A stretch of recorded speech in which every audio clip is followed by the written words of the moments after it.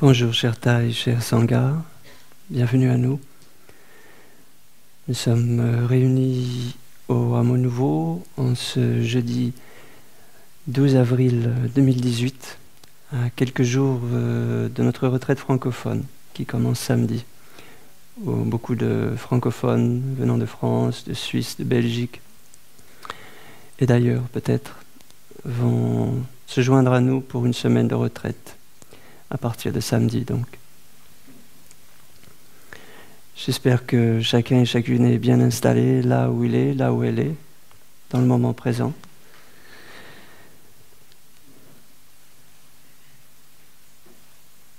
Venir écouter un enseignement est toujours un moment un peu particulier, puisque d'abord nous venons pour être ensemble, nous nous réunissons dans une salle pour nous asseoir, en silence, tranquillement. Nous commençons par une petite méditation et puis nous avons la joie d'écouter le chant des frères et sœurs monastiques qui aident comme la méditation, qui aident à calmer notre esprit et ouvrir notre cœur.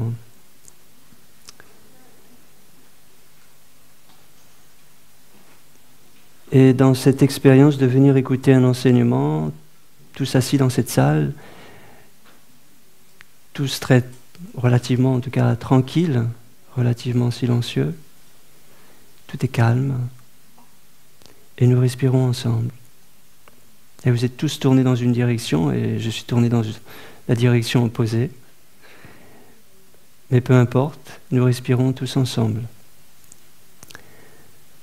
Un petit peu comme une seule respiration. Il y a la respiration de chacun et de chacune, mais tous ensemble, finalement, on peut assez facilement imaginer que nous générons une respiration ensemble, une respiration collective, une respiration de Sangha. Et plus que notre respiration, c'est aussi le calme de notre présence, à chacun, à chacune. Vous êtes venu là pour écouter un enseignement, donc vous savez que vous n'avez rien d'autre de spécial à faire. Vous n'avez nulle part où aller. Il n'y a pas d'urgence, pas de rendez-vous qui vous appelle. Les téléphones sont éteints, enfin j'espère. Donc on a toutes les conditions pour être tranquille et pour s'installer tranquillement à l'intérieur de nous-mêmes aussi. Et qu'est-ce que cela est facile quand on fait cela ensemble. Les conditions sont rendues tellement plus faciles. Puisque vous voyez, il n'y a rien à faire, juste venir s'asseoir. Et on se laisse ainsi porter par les conditions. On se laisse porter par la présence de la Sangha. Puisque tout le monde ici est d'accord pour s'asseoir et rester tranquille, c'est facile. Donc il y a cette respiration commune, collective, mais il y a aussi ce calme que nous générons ensemble. Et si vous êtes un peu nerveux, je le sentirai. Je sentirai mon cœur battre, mes mains un peu moites. Mais ce matin, vous avez l'air bien calme. Cela m'aide. Donc déjà en soi, c'est un enseignement. De s'asseoir et de partager cette présence en silence pendant à peu près 1 heure ou un peu plus. Et sans que nous le voyions, sans que nous nous rendions compte peut-être, puisque c'est un petit peu invisible, quelque chose nous pénètre. À la fois chacun et chacune de nous générons notre propre présence et le calme relatif qui est là en nous, dans notre corps, dans notre esprit. Et en retour, nous recevons une vague collective de présence, de calme. C'est assez merveilleux. Nous mettons une petite bûche dans le feu, mais le feu, il nous réchauffe. Beaucoup plus que la petite bûche que nous avons mise.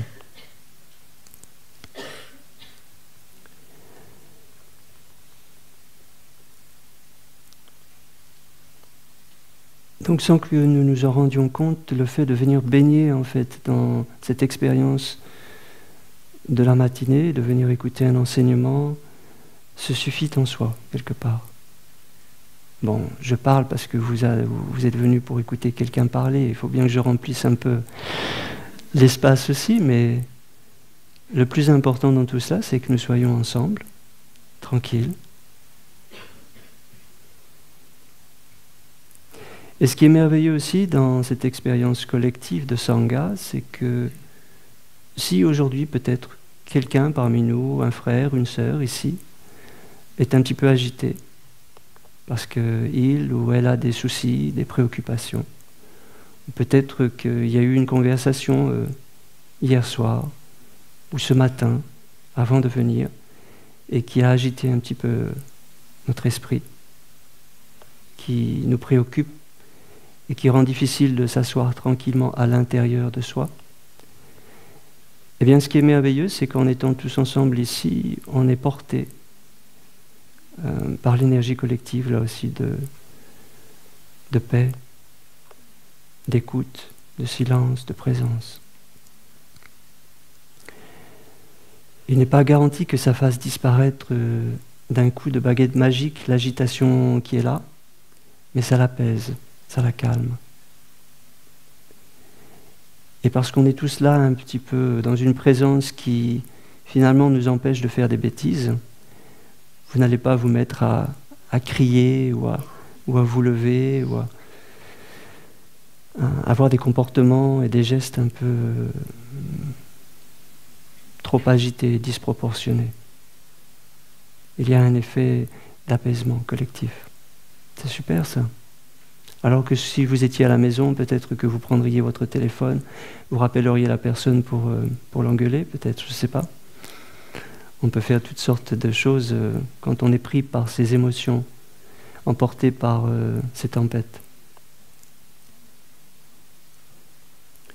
Donc il est clair que être là au village des Pruniers, avec la communauté, que l'on soit résident ou que l'on vienne passer un séjour de quelques semaines ou plus, c'est venir prendre refuge dans la communauté.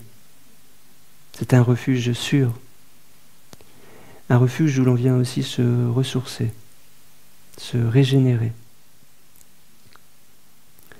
Et c'est ce que je fais moi-même depuis plusieurs mois maintenant. Parce que les conditions sont bonnes ici. La nourriture est bonne, la nourriture physique, mais aussi la nourriture spirituelle, la nourriture fraternelle.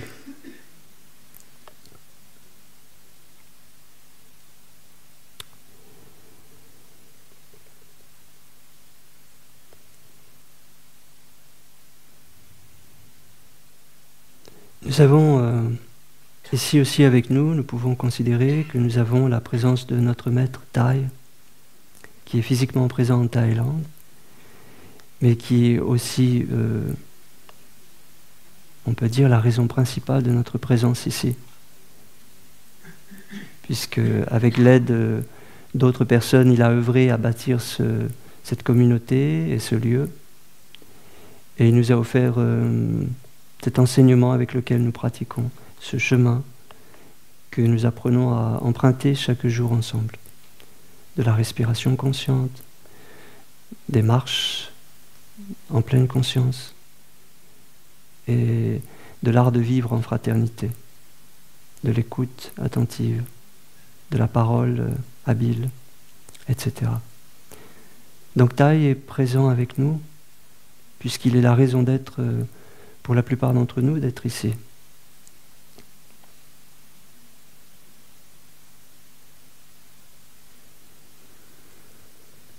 Alors on peut offrir une respiration à Thaï et sentir peut-être que nous respirons avec lui, tous ensemble.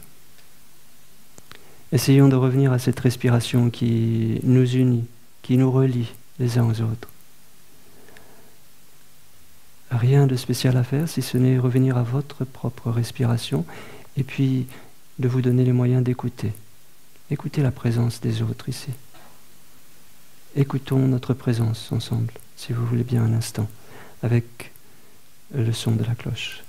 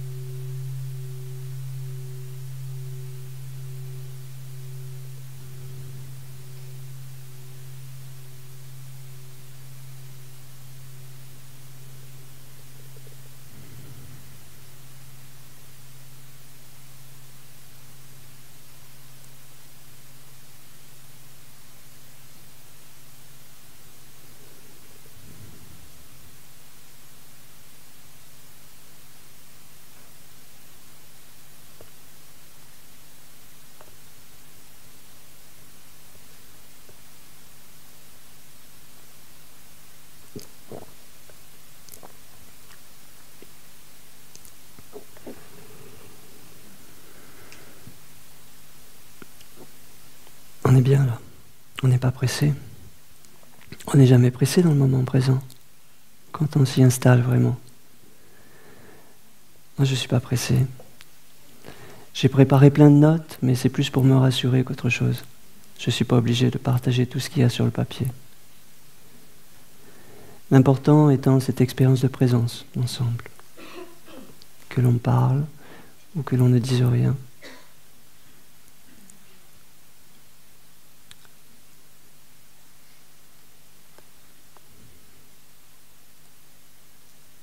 Quand on regarde dans la condition humaine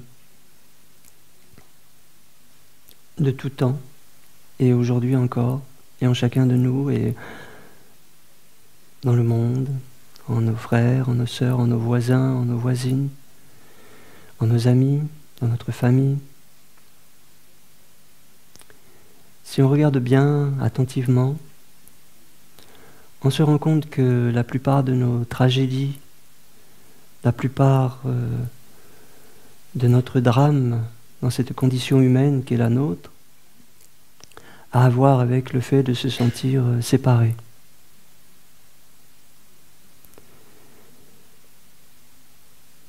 On pourrait dire que ce sentiment de séparation, le drame de notre condition humaine, c'est ce qui suscite, alimente notre angoisse existentielle. Parce qu'avec le sentiment de séparation, il y a le sentiment de solitude, une solitude difficile à assumer. On peut parler du drame de la solitude alors, et nous savons très bien que dans le monde aujourd'hui, dans les grandes villes, dans les campagnes, certaines personnes souffrent de solitude, certaines personnes souffrent d'un sentiment d'isolement.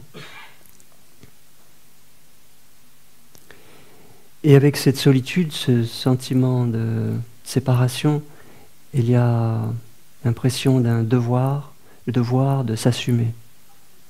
Assumer son être, assumer sa propre personne. Alors la philosophie bouddhiste, l'enseignement bouddhiste plus exactement, nous offre des clés de compréhension, des aspects par lesquels on peut regarder la réalité qui est la nôtre, que nous partageons tous. Et on peut commencer à interroger, de savoir, est-ce que nous sommes vraiment fondamentalement séparés les uns des autres? Est-ce que nous sommes vraiment fondamentalement seuls au monde? Et dans la tradition bouddhiste, nous étudions ce qui compose la personnalité, la personne. Nous parlons de 5 composants qu'on appelle les 5 agrégats, 5 skandhas. Le corps physique, qu'on appelle aussi la forme. Les sensations qui sont liées au corps, puisqu'avec ce corps nous avons des portes sensorielles, nous avons des organes sensoriels, des fenêtres sur le monde qui nous permettent de communiquer, de comprendre plus ou moins notre environnement. Et ces stimulations, ces stimuli provoque des sensations. On dit agréable ou désagréable ou neutre. Donc nous avons ce corps. Avec ce corps, nous avons ces sensations. Puis des perceptions, une capacité intelligible, une certaine compréhension intelligible de ce que nous percevons en nous-mêmes et du monde qui nous entoure. Et avec ces perceptions, des formations mentales, donc reliées à ce que nous rencontrons, ce dont nous faisons l'expérience avec notre environnement, par exemple. Nous avons aussi des mémoires accumulées qui viennent s'associer à ce dont nous faisons l'expérience aujourd'hui et qui constituent des formations dans notre esprit, des formations mentales. Et puis nous avons la conscience qui se relie au sens. Nous parlons de conscience visuelle, auditive, olfactive, etc. Et puis aussi la conscience mentale qui accueille l'expression de ces formations mentales.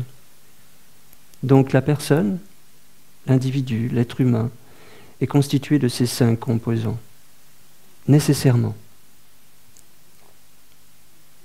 Dans des cas plus extrêmes, lorsqu'une personne est dans un coma, évidemment, certaines facultés sont réduites ou mises en veille.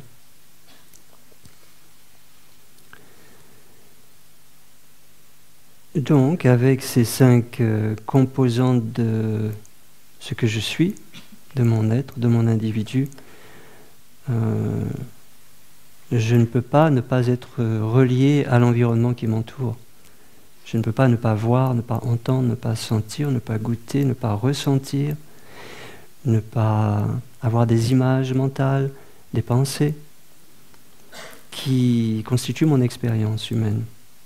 Et tout cela se passe en interaction avec l'environnement dans lequel je vis, et notamment avec les autres humains. Donc sans ces composants que ce sont le corps, les sensations, la conscience, je ne peux pas être qui je suis. Et en même temps, le fait d'avoir ces constituants-là implique nécessairement que je suis en relation avec ce qui vient me rencontrer dans mon champ d'expérience. Même un son, le chant de l'oiseau tout à l'heure, même la sensation d'espace et la présence des autres. Et nous savons, nous comprenons bien que nous sommes dans un univers extrêmement complexe, extrêmement riche en informations visuelles. Je suis assis là, je vois toutes sortes de t-shirts de couleurs différentes, des visages différents. L'environnement est très riche en diversité, en informations. Et donc finalement, nous sommes toujours reliés au monde et nous sommes toujours dans le monde. Même dans les cas où, en ville ou à la campagne, nous nous retrouvons seuls chez nous pour un moment, dans notre chambre ou dans notre salle à manger, pour un moment ou peut-être pour des jours, des semaines, des mois, si nous souffrons effectivement d'un certain isolement social. Pourtant, nous sommes dans le monde. Et on peut se demander effectivement si ce sentiment de séparation et l'expérience effective de se sentir isolé, seul, abandonné, n'est pas induit par le fait de se voir séparé des autres. Et avec ce sentiment de séparation, d'avoir peur du contact avec les autres. Très souvent, cette peur du contact avec les autres est justifiée sur la base d'une expérience passée, peut-être de l'enfance. Si l'expérience avec l'autre a été traumatisante, si l'expérience avec l'autre a été agressive, opprimante, on a manqué de compréhension, d'attention, et dans une certaine mesure, c'est le cas pour la plupart d'entre nous, un grand nombre, même à une petite échelle, qui a eu son content de compréhension parfaite de la part des autres, même de ses parents, qui a eu son content d'attention, de regard, d'écoute 24 heures sur 24, 7 jours sur 7, de façon parfaite, de sorte à être absolument comblé. Ça n'existe pas. Heureusement. Heureusement. Parce que c'est aussi cela qui nous met en chemin. Et c'est aussi cela qui fait notre expérience humaine. Et c'est encore cela qui nous rapproche les uns des autres, nous relie les uns aux autres. Donc ce sentiment, cette perception de se sentir isolé des autres, de se sentir séparé des autres, peut-être parce que les autres sont vécus comme un danger, un risque, une menace. Peut-être je risque de me blesser, si ce n'est par un regard que l'autre va me jeter, une parole, un geste. Et on retrouve ces petits traumatismes, ces résonances-là dans notre vie quotidienne, dans certains contextes. Avant de venir donner l'enseignement, avant de venir m'asseoir ici, j'étais pas tout à fait tranquille à l'intérieur. Et tout à l'heure, je pensais aux animaux domestiques, aux chats par exemple. J'avais lu une étude un jour qui disait que le moment d'excitation le plus important, le pic d'excitation pour le chat, ce n'est pas quand il a sa nourriture, mais c'est juste avant, quand il voit la nourriture. Il y a un paroxysme du plaisir, mais en ce qui me concerne, c'est plutôt un paroxysme du déplaisir avant de donner l'enseignement. C'est un peu exagéré, mais c'est pas si simple de venir s'asseoir. On aimerait bien que quelqu'un prenne notre place, on aimerait pouvoir échapper à cette responsabilité. J'ai pensé à Jésus tout à l'heure, à un moment donné, qui, sur la croix, dit, ou avant de boire la coupe, avant de devoir accepter le chemin le menant à la crucifixion, qui parle à son Père et à Dieu, et qui lui dit, est-ce que je souhaiterais que tu puisses enlever cette coupe de mes lèvres, hein, quelque chose comme ça. Je souhaiterais pouvoir échapper à l'épreuve. Alors peut-être que dans ce moment d'inconfort ou de petite nervosité avant de venir s'asseoir pour parler devant tout le monde, peut-être que ça parle de cela aussi, d'une certaine incertitude, d'une certaine inquiétude,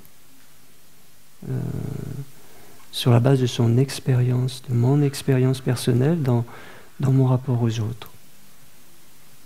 Une expérience personnelle dans mon rapport aux autres qui s'est jouée dès mon enfance, comme pour chacun de vous, non? Donc l'autre, il est merveilleux, mais c'est pas toujours facile avec l'autre non plus, n'est-ce pas? Ou les autres. Et les autres peuvent nous impressionner.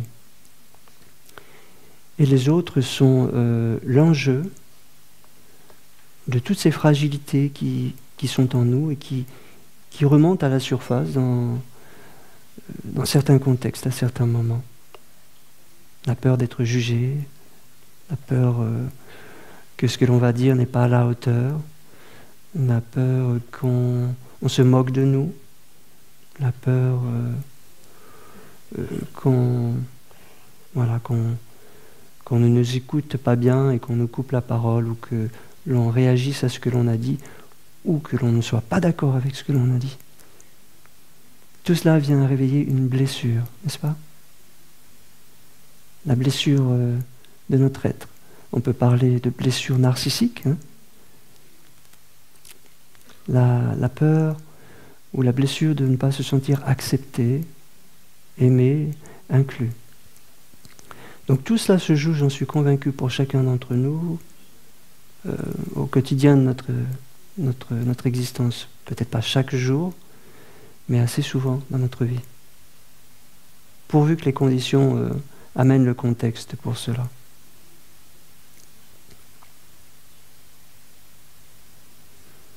Ça va, vous arriver à suivre avec la traduction? Ouais. C'est intéressant, pour l'instant, je ne partage rien de ce qui sont sur les notes. Je savais bien que c'était plus pour me rassurer qu'autre chose, ces notes.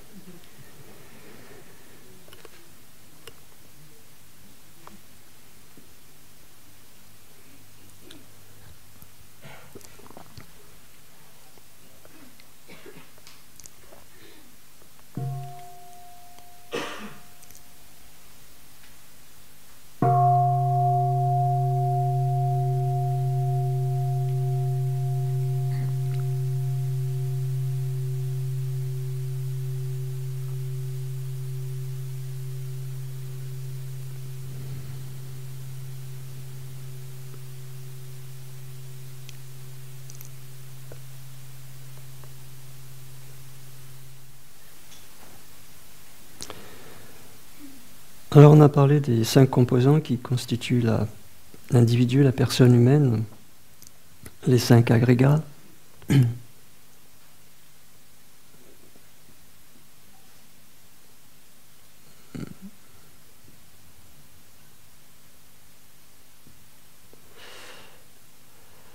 Le corps,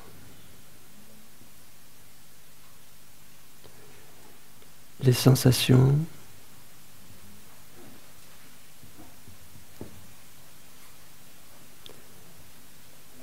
les perceptions,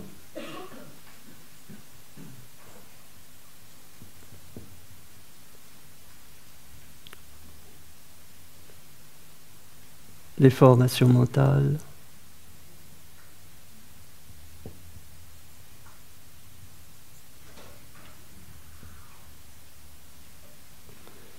la conscience.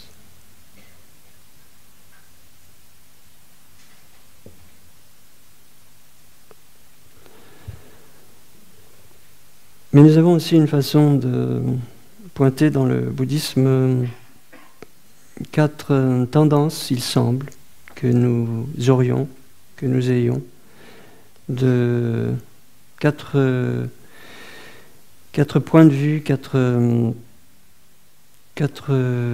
opinions erronées concernant notre personne, notre être, qui sont le soi, la personne,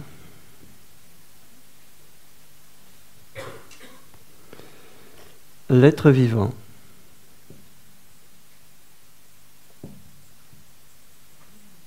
et la durée de vie.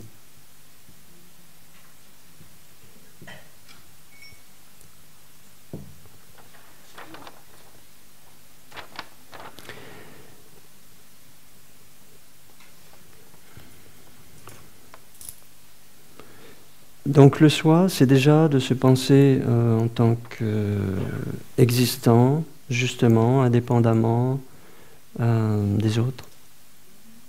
Chacun a cette expérience au quotidien, on existe tous indépendamment les uns des autres. Vous, vous êtes vous, moi je suis moi. Nous ne nous appelons pas de la même manière, nous n'avons pas le même visage.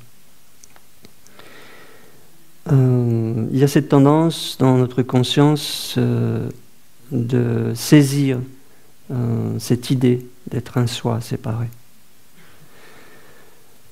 On ne va pas rentrer aujourd'hui dans les détails de ça, et c'est souvent abordé au village des pruniers, les fonctionnements de la conscience du tréfonds, la conscience mentale, et puis l'intermédiaire manas, qui saisit un petit peu le contenu de la conscience du tréfonds, qui se l'approprie et qui en fait une possession.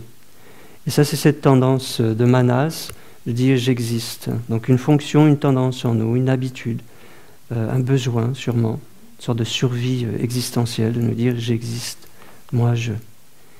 Et pour nous conforter là-dedans, on a ce sentiment d'être une personne à part entière avec une personnalité. Et de fait, on a tous des caractéristiques qui nous sont propres. Alors, le soi vient s'appuyer et conforter en même temps l'idée d'être une personne et d'avoir une personnalité. Et finalement, avec ce renforcement, on a ce sentiment très fort de moi. Moi, je. Et qui dit moi, dit ce qui m'appartient, le mien. ce que je m'approprie, mes biens, mes possessions, y compris l'autre ou les autres.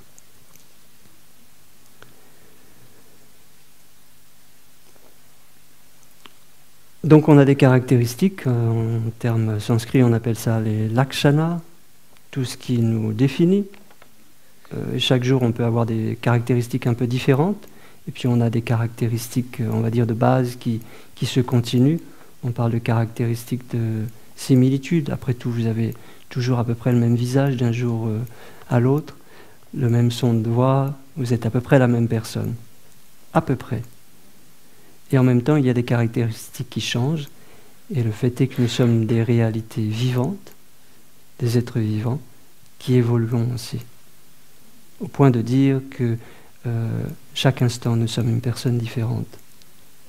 Même si on ne peut le voir si simplement que ça, si facilement. Donc chaque instant, nous sommes une personne nouvelle. Nous nous renouvelons. Et nous sommes en fait une continuité d'instants, plus que toute autre chose.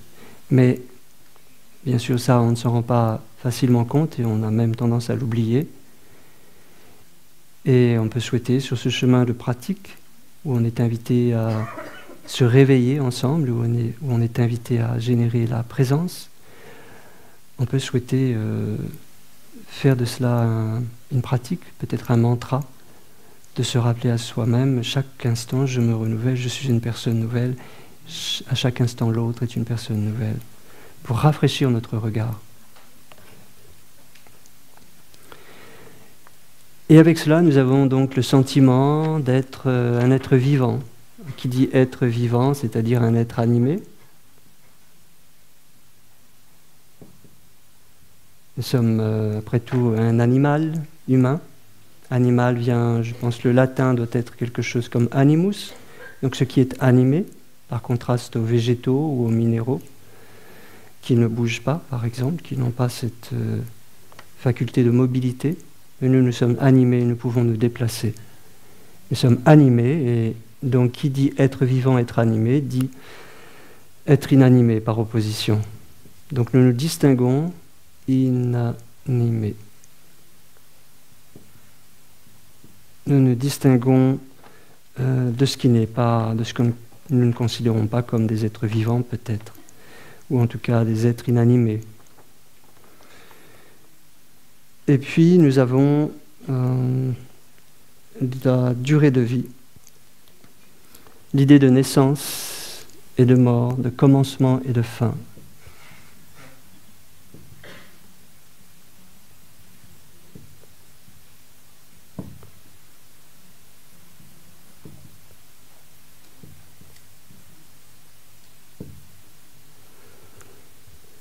Tout cela va ensemble. À partir du moment où je m'accroche à l'idée que j'existe, à partir du moment où je saisis ce sentiment de moi-je, à partir du moment où j'ai tellement besoin d'affirmer mon existence et ma personnalité, tout le reste vient en cadeau. Du coup, je m'accroche à l'idée d'avoir effectivement une certaine personnalité, avec des goûts, ce que j'aime, ce que je n'aime pas, des idées. On a cette saisie des idées qui est très forte aussi en nous. On s'attache à nos opinions. On fait la guerre pour défendre ces idées. Et puis on a ce sentiment très fort d'être vivant, mais le drame de s'accrocher à ce sentiment d'être vivant, c'est l'angoisse de ne plus être vivant un jour, de disparaître. Puisque si je me considère comme étant né, je dois forcément mourir un jour. Donc c'est l'idée de durée de vie, d'être pris dans un commencement et une fin, une idée de commencement et une fin.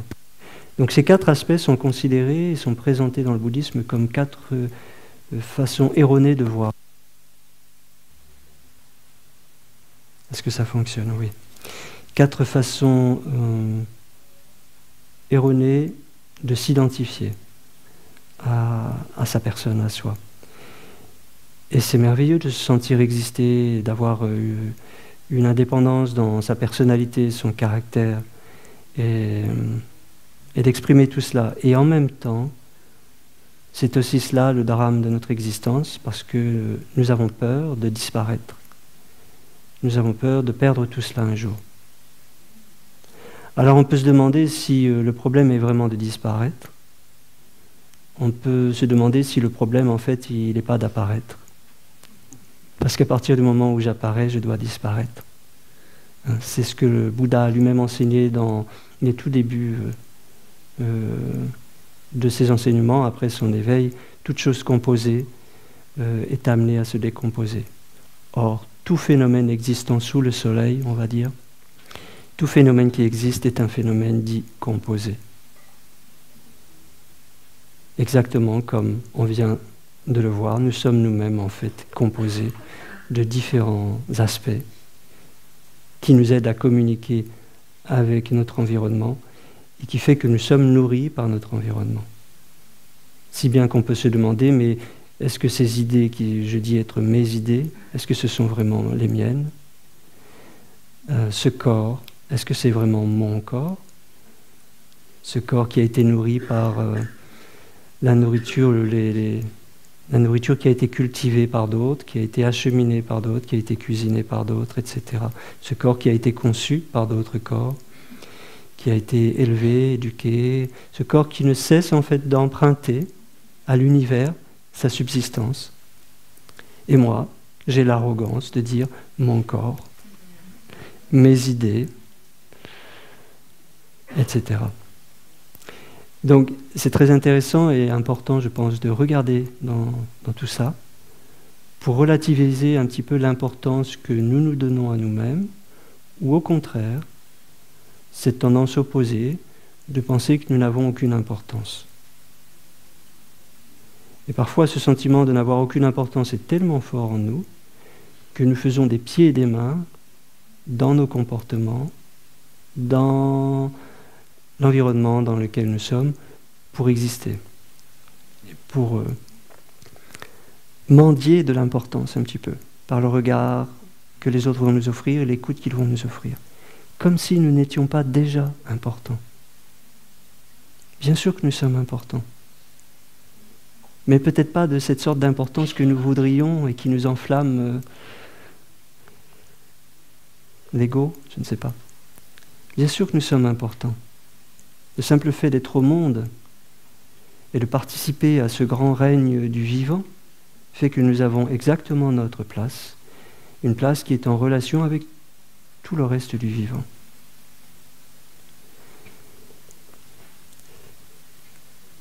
Et donc nous pouvons regarder dans peut-être une importance déplacée que nous nous donnons et qui consiste à nous accrocher tellement à nos possessions, ce que nous considérons comme nos possessions et que nous ne faisons qu'emprunter au monde.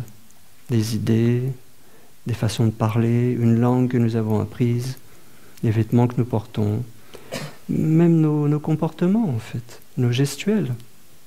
Ils ont été imprégnés de ceux qui nous ont élevés lorsque nous étions enfants, et puis ils ont continué d'évoluer avec la loi du mimétisme, sans que nous nous en rendions compte. Un exemple, je suis né, j'ai grandi en Bretagne.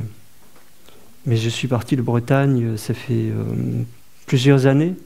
Et j'étais plusieurs années ici en Dordogne, au village des Pruniers, dans une communauté internationale, anglophone, vietnamienne. Ces dernières années, j'étais aussi dans les Cévennes.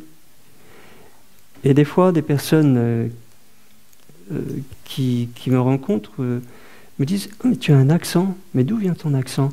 Alors moi, je leur dis « Ben, j'ai grandi en Bretagne. »« Ah non, non, non, mais je suis de Bretagne, c'est pas cet accent-là. » Et en fait, moi-même, je ne saurais dire où est-ce que j'ai emprunté cet accent. Je ne sais pas que j'ai un accent. Donc nous empruntons en fait les choses à l'environnement où nous nous trouvons. Et si vous restez suffisamment longtemps au village des Pruniers, vous allez devenir village des Pruniers. Il y a un moine qui nous a rendu visite, qui est resté avec nous plusieurs mois, un moine malaisien, je crois, ou de Singapour plutôt. Et lorsque le moment pour lui était venu de partir, il a écrit un mot sur le tableau à l'entrée du cloître monastique et il a dit en anglais "Thank you, Sangha. I feel I have been plum villaged now." J'ai été, je sais pas comment le dire en français, villagé quoi, des pruniers quoi. J'ai été transformé, je suis devenu, on pourrait dire, une fleur de prunier. Donc, peut-être que nous ne sommes pas ce que nous croyons être, et peut-être que nous sommes plus que ce que nous pensons.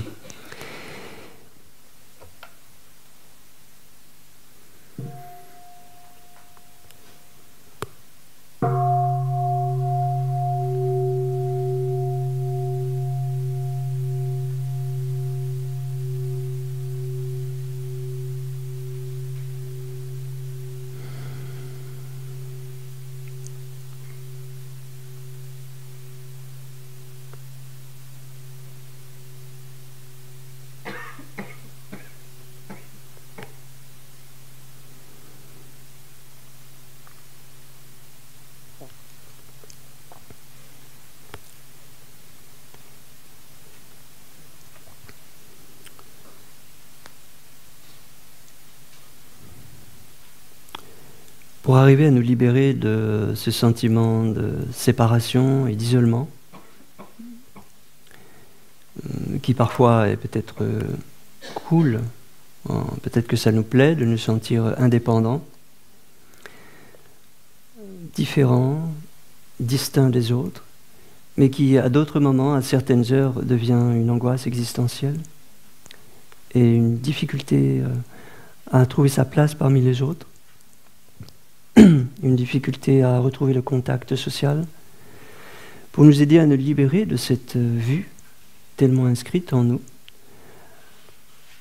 Cultivons ce regard profond chaque jour dans notre vie de pratique, pour nous rappeler à nous-mêmes en fait que nous existons avec et par les autres, tous les autres, y compris la nature, les arbres, les oiseaux, les animaux, le vent, le soleil, la terre, et encore plus peut-être avec les humains.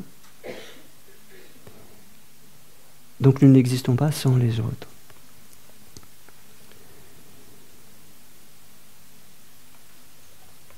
En français, nous avons ce mot « personne », une personne. Une personne, c'est quelqu'un. Mais une personne, ça veut aussi dire qu'il n'y a personne. Je ne sais pas si certains d'entre vous avaient vu ce film Spaghetti, il y a un certain nombre d'années de ça maintenant, de Sergio Leone, je crois. Mon nom est personne. Un film très drôle, un western, film Spaghetti, avec Terence Hill, qui joue ce personnage. Mon nom est personne. Et donc il y a un méchant qui vient dans le, je sais pas, dans le village, et qui rencontre ce Terence Hill, ce cow-boy, un peu naïf, un peu innocent, et qui lui demande « Mais tu es qui, toi ?»« Personne. »« Mais tu t'appelles comment ?»« Personne. » Parce que dans le film, c'est son nom, personne. Donc il est quelqu'un et en même temps il n'est personne.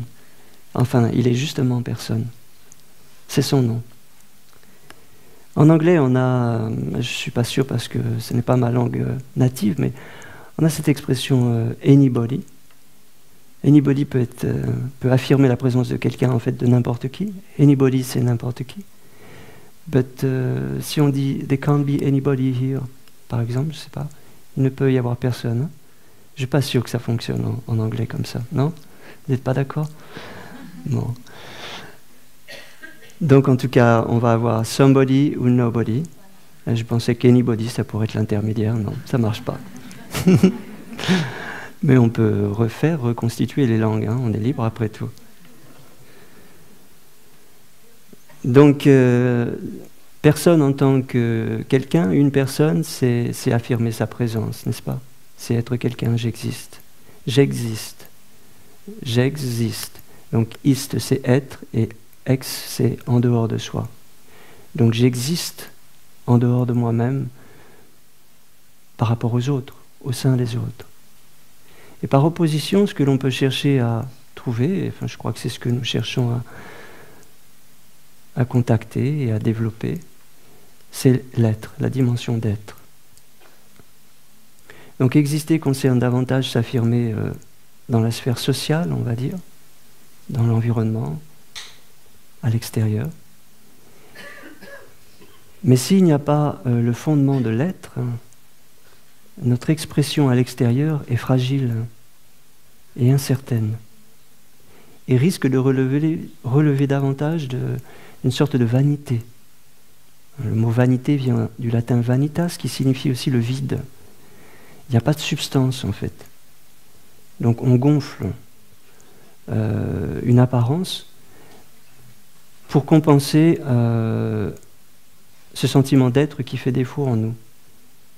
Et ce chemin de pratique sur lequel nous nous engageons, chacun et chacune et ensemble, c'est vraiment pour rentrer à la maison et recontacter cette dimension d'être en nous. Alors oui, nous n'existons pas indépendamment les uns des autres.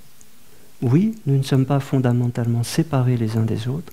Pourtant, nous avons une responsabilité qui est la responsabilité d'être pleinement, de se trouver, de se connaître, de se vivre, pour mieux se communiquer aux autres et pour mieux se rencontrer d'être à être, dans une dimension d'authenticité. Chacun de nous, je suis moi-même en chemin. La question n'est pas d'être parfait, la question est d'être en chemin, de comprendre que chaque jour, c'est ce que nous pouvons souhaiter, chercher à faire, rentrer à la maison. Non pas rentrer à la maison d'une façon qui se coupe du monde et qui divise de façon radicale l'intérieur et l'extérieur, moi et les autres. Rentrer à la maison en laissant la porte ouverte, en quelque sorte. Et lorsque vous sortez dans le monde, gardez aussi la porte ouverte, pour qu'il y ait toujours ce lien entre votre intérieur et l'extérieur. Et il est possible que, pendant un certain temps, sur ce chemin où nous avançons, notre approche va consister à faire en quelque sorte des allers-retours. L'intérieur, l'extérieur. Ah, je suis allé trop à l'extérieur, il faut que je rentre. Ah, je suis trop à l'intérieur, il faut que je sorte. Je rentre, je sors, je fais des allées et venues comme ça. Et puis plus nous avançons, plus la correspondance entre ces deux réalités en fait communique, et nous avons beaucoup plus d'équilibre et d'harmonie en fait dans le fait de vivre autant à l'intérieur qu'à l'extérieur. Et finalement, nous devenons un intérieur qui s'exporte à l'extérieur. L'extérieur est à l'intérieur, l'intérieur est à l'extérieur. Il y a interpénétration de ces dimensions, c'est-à-dire qu'il y a en fait disparition du sentiment initial que nous avions d'une séparation. Et c'est là où on se rend compte qu'en fait, intérieur et extérieur ne sont que des points de vue conventionnels. Fondamentalement, on réalise qu'il n'y a pas d'intérieur ou d'extérieur. Il y a juste ce qui est. Dans la mesure où ces frontières qui nous séparaient des autres et du monde extérieur, petit à petit s'atténuent et disparaissent. Et nous sommes qui nous sommes. Que ça plaise ou non aux autres, nous sommes qui nous sommes. Mais nous sommes qui nous sommes avec une certaine maturité d'esprit, une certaine maturité spirituelle. C'est-à-dire nous sommes qui nous sommes avec quand même une conscience éthique et un sentiment de responsabilité vis-à-vis de nos pensées, de nos paroles et de nos agissements. Donc nous sommes qui nous sommes avec cette maturité dans la responsabilisation de nous et de nos actions. Et c'est peut-être en vertu de ça que nous pouvons encore plus être qui nous sommes, parce qu'il n'y a plus lieu d'avoir peur. Nos fragilités sont moindres, sont réduites. nous sommes plus solides, plus forts, parce que nous nous connaissons mieux.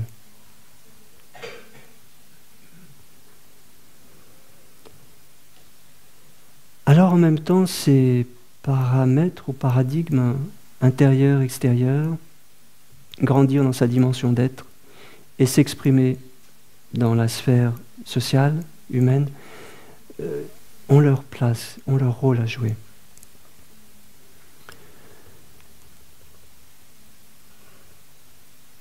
Il y a vraiment une place à trouver au sein des autres. On en dira ce que l'on veut, on a en nous ce sentiment très fort, ce besoin très fort d'appartenance et d'inclusion. C'est aussi ça qui se joue pour nous ici en Sangha. On a besoin de sentir qu'on appartient à la Sangha, qu'on appartient à une famille spirituelle, qu'on fait partie d'un groupe identitaire. De tout temps, tous les peuples ont naturellement exprimé cette dimension tribale, communautaire. Donc nous avons ce besoin d'appartenance et ça veut dire que nous avons une expression à offrir dans le cercle de la communauté humaine. Nous avons une place à trouver au sein des autres. Stephen Batchelor, un érudit bouddhiste qui a un regard très intéressant sur la façon de revoir l'enseignement du Bouddha dans la tradition plus classique telle qu'on la connaît. Il aime revisiter un petit peu l'enseignement du Bouddha, les concepts tels qu'on a eu l'habitude de les comprendre et de revisiter le vocabulaire aussi de certains concepts. Et il a cette proposition intéressante, il parle en termes de, alors je vais le dire en anglais, the ground and the alaya. Alors le ground, c'est le sol, le fondement de l'être, en somme. Je crois que c'est Tai qui, de temps en temps, dans ses enseignements, cite un théologien, Paul Tillich, qui exprimait cela aussi en termes de le fondement de l'être, je crois. Donc nous avons ce ground, ce sol, cette fondation, ce fondement, d'où va émerger notre être. Donc dans une dimension plutôt, on va dire plutôt verticale. Et il y a l'alaya, qui est la place, l'endroit, le lieu où va s'exprimer notre personne, notre personnalité, notre être au monde. Ce besoin d'appartenance, ce besoin d'être inclus, est-ce qu'il ne vient pas justement de ce besoin très fort en nous de retrouver cette reliance originelle, ce sentiment de non-séparation originelle? En anglais encore, l'anglais est très présent aujourd'hui dans notre enseignement en français. Il y a ces mots, je trouve intéressant de jouer avec. L'appartenance et de belonging. Mais longing, c'est aussi to be longing for something. Comment traduire ça en français? On est impatient. Comment? Se languir. Excellent, belle traduction. On se languit de quelque chose. On a soif de quelque chose. On espère quelque chose très fortement. So, we are longing for belonging. On se languit d'appartenance, on a très soif d'appartenance. Donc tout cela nous ramène à cette question de se trouver et trouver sa place. J'ai trouvé intéressant de mettre aussi ces deux aspects en équilibre. Se trouver, c'est-à-dire être, la dimension verticale, et trouver sa place au sein des autres. Et l'un ne va pas sans l'autre. Parce que être, c'est une chose, mais si on est tout seul sur une île, ça va, ça peut être sympa pendant un temps. Et en même temps, trouver sa place sans qu'il y ait ce fondement de l'être, pas facile. Et bonne chance. Et je suis convaincu que le sens de notre présence ici sur Terre, le sens de notre existence, c'est ce voyage spirituel. C'est cette quête qui consiste à retrouver l'être en soi, l'être au monde. Donc à naître au monde, pour jouer, continuer à jouer avec les mots. Non pas à ne pas être, mais à naître, c'est-à-dire être au monde. Et nous savons que c'est un voyage périlleux, pas toujours facile.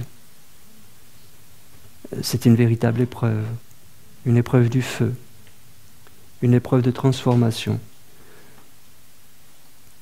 pour arriver effectivement à se trouver véritablement sans complexe, sans avoir besoin de cacher l'être que nous sommes, par timidité, par peur, par comparaison, par vanité, par ceci, par cela. Donc cela nous demande de guérir toutes nos blessures, les blessures de notre histoire et de notre enfance.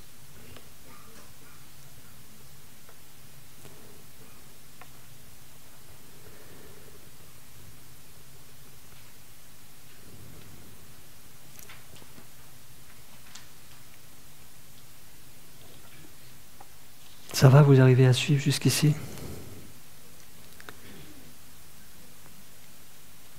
Je suis chez moi, je suis arrivé.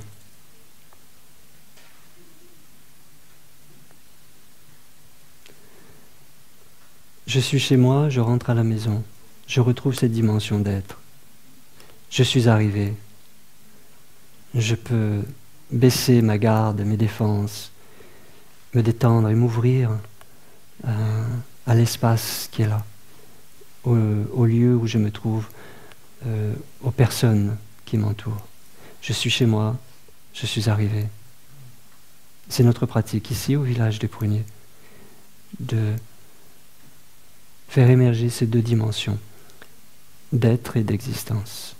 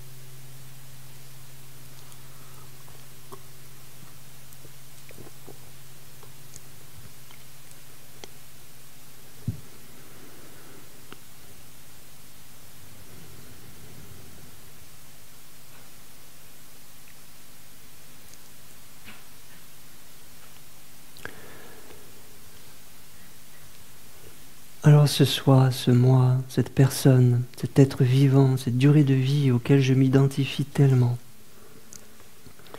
cette personnalité à laquelle je m'accroche tellement, que je défends, que je revendique, ma différence, ce qui me fait unique. Aussi merveilleux que ce soit, c'est aussi ce qui nous sépare des autres et rend difficile, il semble, de se détendre et d'être soi en toute son authenticité, c'est-à-dire en toute simplicité, dans un grand naturel, parmi les autres. Justement parce que je m'accroche à moi-même, à ce que je suis, à mes idées, à ce que j'aime, à ce que je n'aime pas, etc.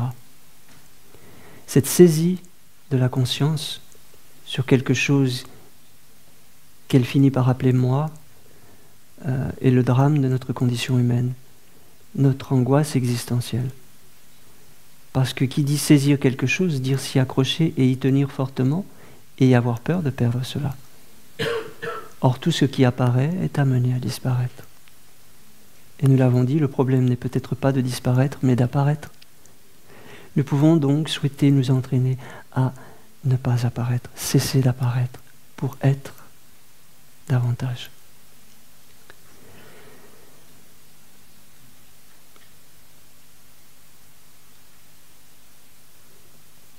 Trois portes de libération nous sont offertes dans le bouddhisme.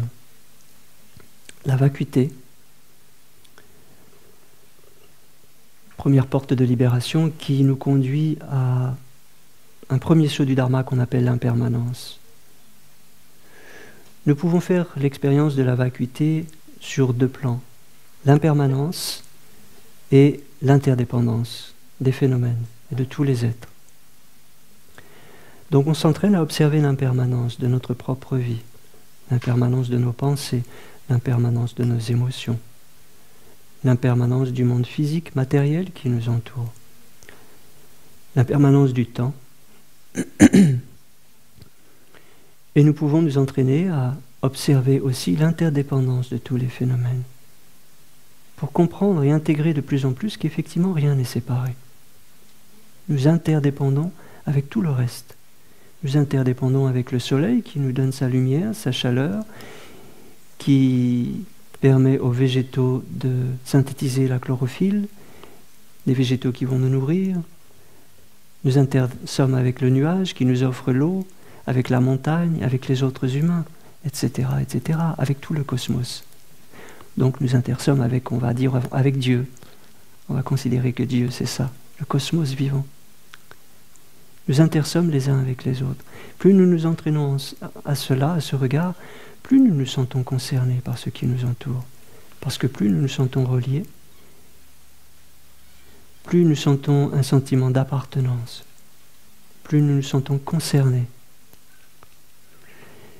et plus nous nous sentons appartenir à une même famille, la famille du vivant.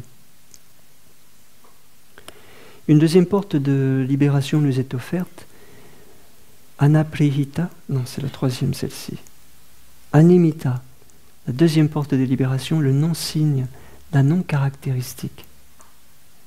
Et étrangement aussi parfois appelée la non-appartenance. Mais là, ça viendrait un peu contredire ce que j'ai dit. Alors je vais me contenter du non-signe, le non-caractéristique, les lakshanas, tout ce qui constitue notre personne, notre personnalité, tout ce à quoi nous nous accrochons qui fait notre moi, qui fait notre différence.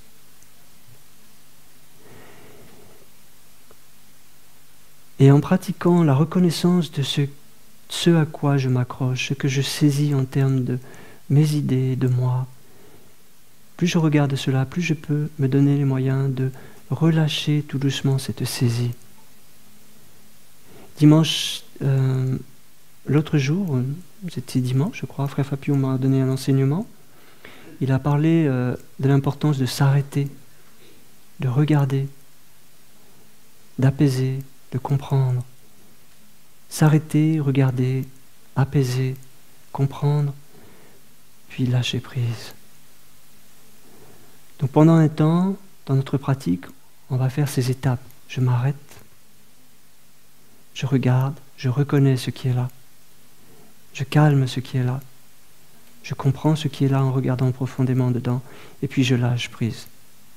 Et puis, plus nous empruntons cette pratique, plus l'arrêt et le lâcher-prise va devenir concomitant. Je m'arrête et ma pratique de l'arrêt devient un lâcher-prise immédiat. C'est devenu un automatisme à ce moment-là. De même, nous nous entraînons à nous arrêter physiquement, littéralement. Lorsque nous entendons les sons de la cloche, à l'extérieur ou dans les bâtiments, le carillon de l'horloge dans la salle à manger, un téléphone qui sonne, les cloches de l'église, du village voisin, quoi que ce soit. Nous nous entraînons ensemble et chacune à nous arrêter physiquement, tout simplement pour aider notre esprit, nos émotions à s'arrêter. Mais plus nous intégrons cette pratique, et plus nous pouvons cultiver cet arrêt tout en étant en mouvement. Nous sommes un arrêt en mouvement. Nous marchons, nous faisons la vaisselle, mais assez souvent, nous nous arrêtons. Et en faisant cela, en fait, nous revenons à l'ici et maintenant. Et nous regardons ce que nous sommes en train de faire. Marcher, faire la vaisselle, quoi que ce soit d'autre. Nous sommes dans l'action, dans le mouvement de l'action, et pourtant nous sommes à l'arrêt à l'intérieur. À l'extérieur, dans notre existence apparente, sociale, nous sommes dans le mouvement, à l'intérieur, nous sommes dans l'arrêt. Mais bien sûr, un arrêt qui est une immobilité relative, donc. Une immobilité vivante, qui regarde, qui écoute, qui observe. Et surtout, qui se donne les moyens de lâcher prise de ce qui est reconnu. Toutes ces saisies que nous opérons, et nous en opérons des saisies, tout le temps. Par les yeux, par les oreilles, par le nez, par la faculté de goûter les choses, de toucher les choses, de penser les choses.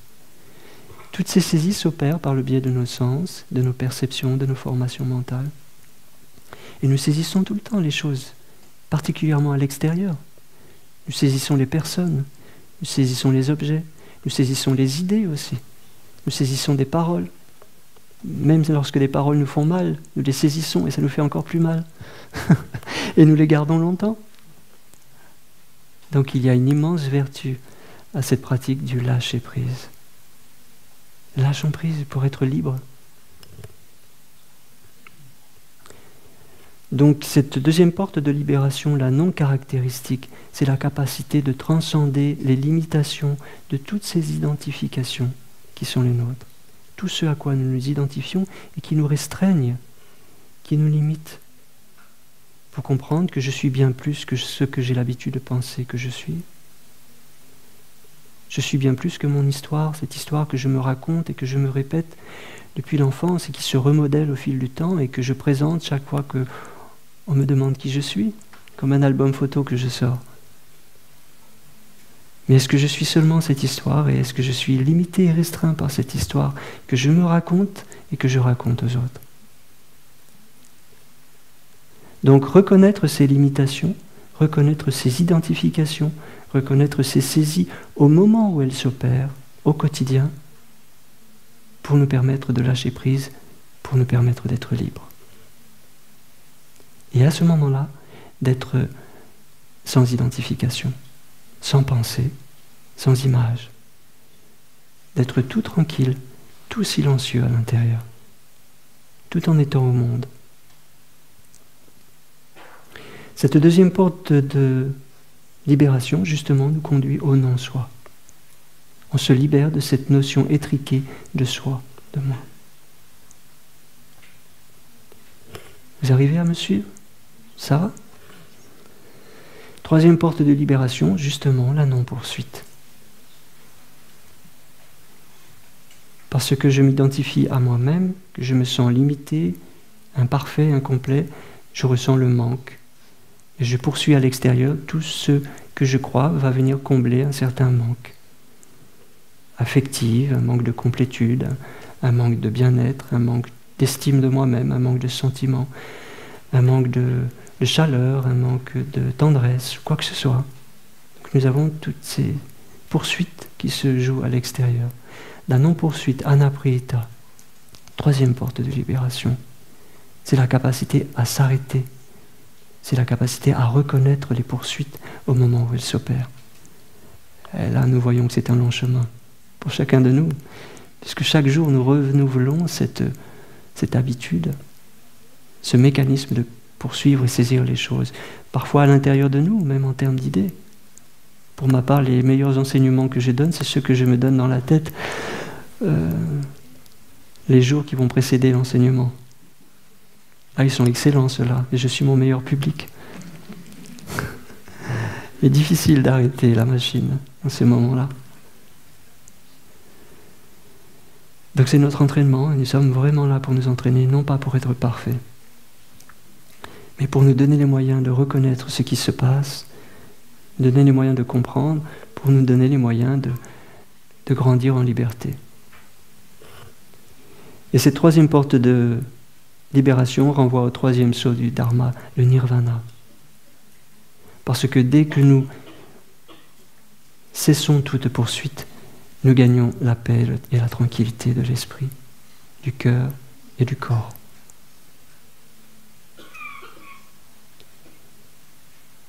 La grande paix, une grande simplicité, une grande tranquillité, à l'intérieur comme à l'extérieur de soi. Même si quelqu'un d'autre est agité, nous sommes tranquilles et nous lui offrons cette capacité d'une paix solide, stable. Et c'est notre entraînement à chacun et chacune parce que nous avons tous besoin de la solidité, du calme et de la bienveillance de chacun.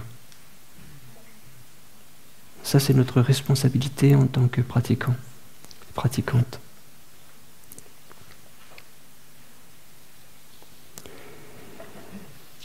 Nous voulons pouvoir toucher ce moment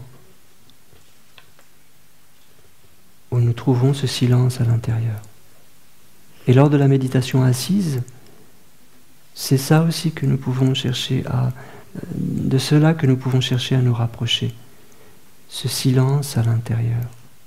Il y a quelques mois, dans un enseignement, j'ai pris cette image d'un oiseau sur la branche, où on pourrait parler de la flamme de l'attention.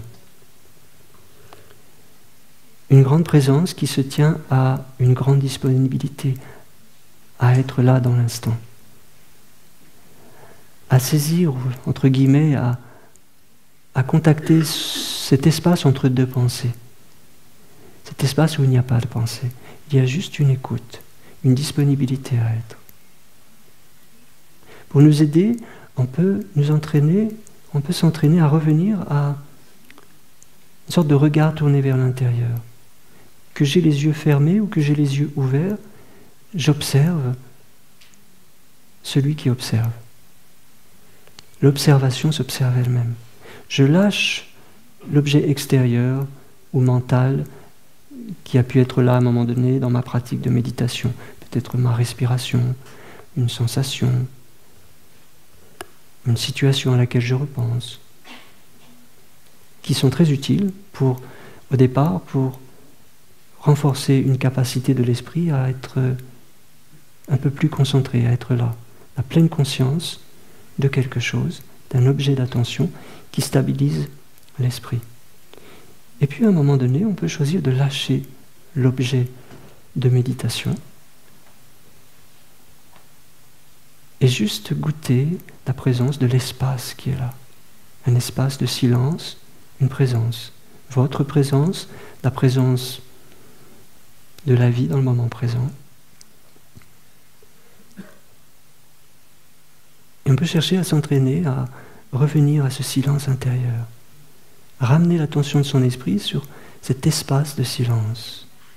Cet oiseau posé sur la branche, qui ne dit rien, qui est tout tranquille, qui reste là en toute simplicité, dans un grand naturel. Pour nous aider, en tout cas ce qui m'aide ces jours-ci beaucoup, pour le partager avec vous, j'aime porter mon attention aussi sur la porte d'entrée et de sortie, où entre et sort l'air, mes narines.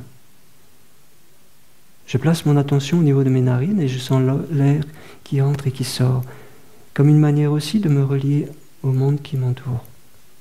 Que je sois assis ou que je me déplace, si je marche, je reviens en un instant à cette conscience de ma respiration nasale. Je suis conscient de l'espace qui m'entoure. Et je suis conscient du silence qui s'installe à ce moment-là.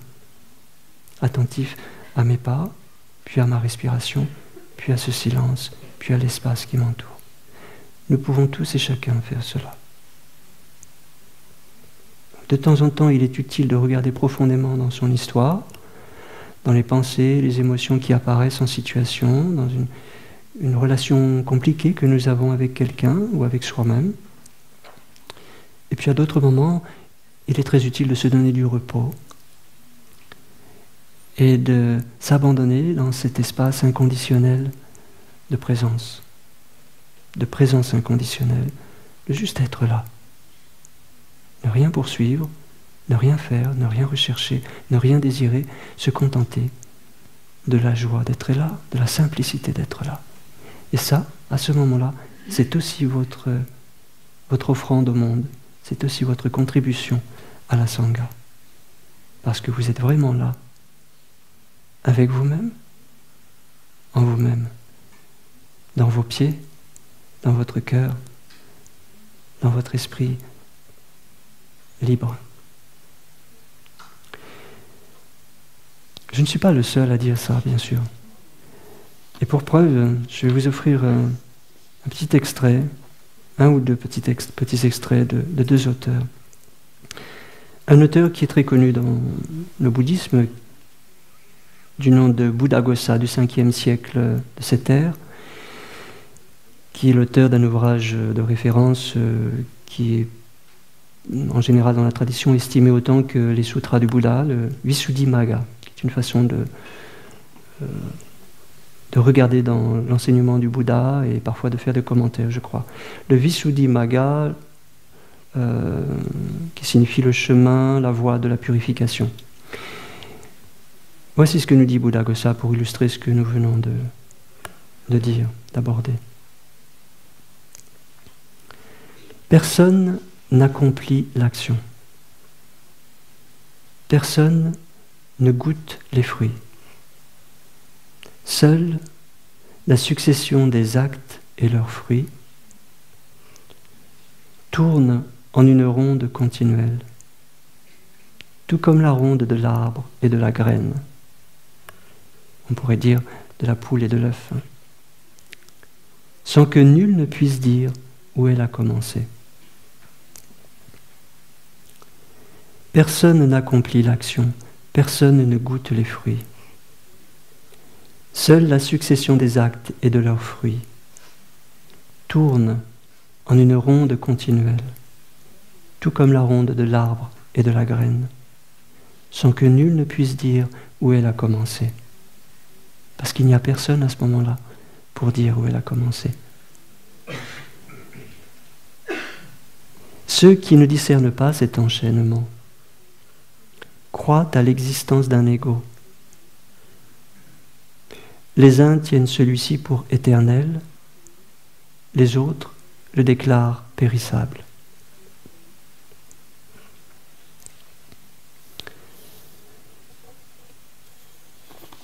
De façon peut-être plus légère et beaucoup plus concise, un petit poème de Lipo, un poète chinois de la dynastie Tang du 8e siècle, que je trouve plutôt délicieux.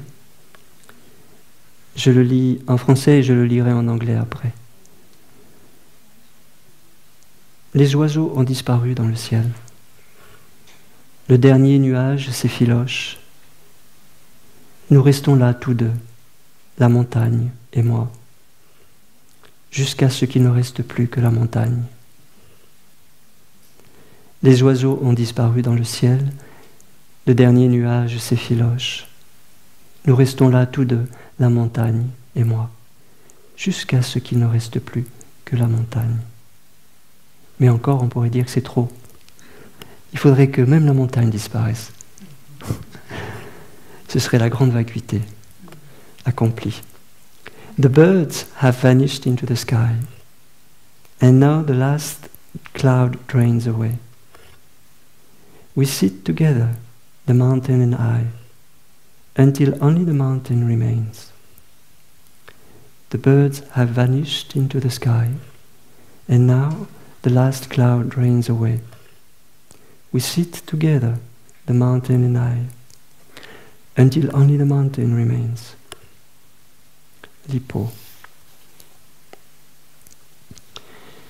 Donc, je crois que cela nous aide à comprendre, à sentir au moins intuitivement de quoi il s'agit, ce sentiment de présence disponible, où le sujet pensant « moi je » disparaît, pour être totalement disponible au monde, totalement disponible aux autres.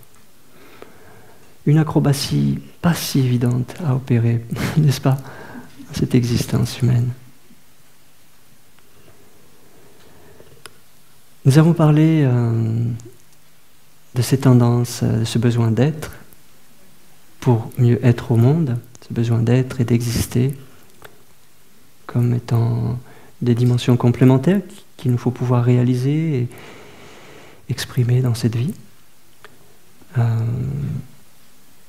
Nous avons parlé de cette tendance à exister, parfois cette tendance un peu excessive en nous, d'avoir vraiment besoin d'imposer son importance, de vraiment signifier au monde « j'existe ». Parfois on va parler plus fort que les autres, ou on va interrompre les autres, ou on va faire plein de choses, on va se jeter dans plein d'actions pour se prouver à nous-mêmes qu'on existe, pour se prouver à nous-mêmes qu'on était important, et le prouver aux autres, ou en tout cas avoir une certaine validation. Alors, je caricature, c'est pas parce qu'on se jette qu'on s'implique dans des actions et qu'on est généreux avec sa parole qu'on est systématiquement dans ce travers-là. Mais à l'excès, nous pouvons manifester ça. Ce sont des tendances qui sont latentes ou manifestes en nous, dans notre dimension humaine. Et à l'inverse, on a une tendance excessive opposée, qui est de ne pas vouloir exister, d'avoir peur d'exister, d'avoir peur d'apparaître, une tendance à s'effacer, une tendance à la timidité excessive, dans l'extrême, une tendance à l'autisme peut-être, un renfermement, un enfermement en soi-même qui rend difficile d'être au monde. Nous avons ces deux tendances qui peuvent s'opposer et qui en fait peuvent aussi trouver un terrain d'entente et de complémentarité. La question est de savoir bien aborder ces dimensions-là en soi-même. Dans le bouddhisme, on parle de ces tendances à avoir soif d'existence et avoir soif de non-existence. Donc on a soif d'existence, soif du monde de la forme. On parle de trois mondes, le monde du désir, le monde de la forme, le monde de la non-forme. Et on parle de ces deux tendances, la soif d'existence, en fait de trois tendances correspondantes. Soif de désir sensoriel, de plaisir, de stimulation, de sensation. C'est une soif que nous avons. Une soif d'exister, une soif de ne pas exister. À l'extrême, cela mène éventuellement au suicide ou à une mort désirée. Tout cela a à voir avec ces identifications. Parce que je m'identifie à celui que je suis, je m'identifie à celui que je ne suis pas. J'ai une idée de celui que je suis, du coup j'ai une idée de celui que je ne suis pas. Donc je me limite dans certaines possibilités, peut-être. Et si je suis identifié à celui que je suis, je crois difficilement que je peux être autrement, n'est-ce pas? Mais nous l'avons dit tout à l'heure, quand nous regardons attentivement le réel dans son expression, on ne peut que voir partout de l'impermanence. Tout change à chaque instant.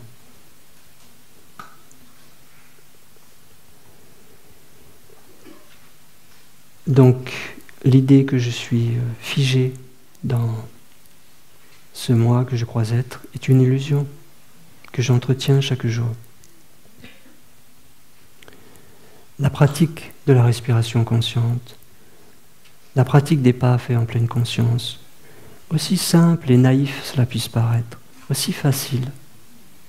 Cette pratique renouvelée chaque jour, en fait, nous inscrit dans un sentiment d'être de plus en plus proche de nous-mêmes. Chaque fois que nous revenons à une respiration consciente, chaque fois que nous revenons à nos pas en pleine conscience, nous rentrons à la maison. Et chaque fois que nous faisons cela, nous nous donnons la possibilité, je ne sais pas si nous le faisons ou pas, ça dépend de chacun, nous nous donnons la possibilité à ce moment-là, dans ce retour véritable à l'instant, de nous libérer de ces identifications que nous entretenons au quotidien. D'arrêter ces histoires que nous alimentons, de revenir à ce silence précieux qui est là dans le moment présent. Et juste respirer, juste marcher. Il n'y a personne qui respire, il n'y a personne qui marche. Personne n'accomplit l'action, personne ne goûte les fruits. Juste une succession d'actes et de fruits.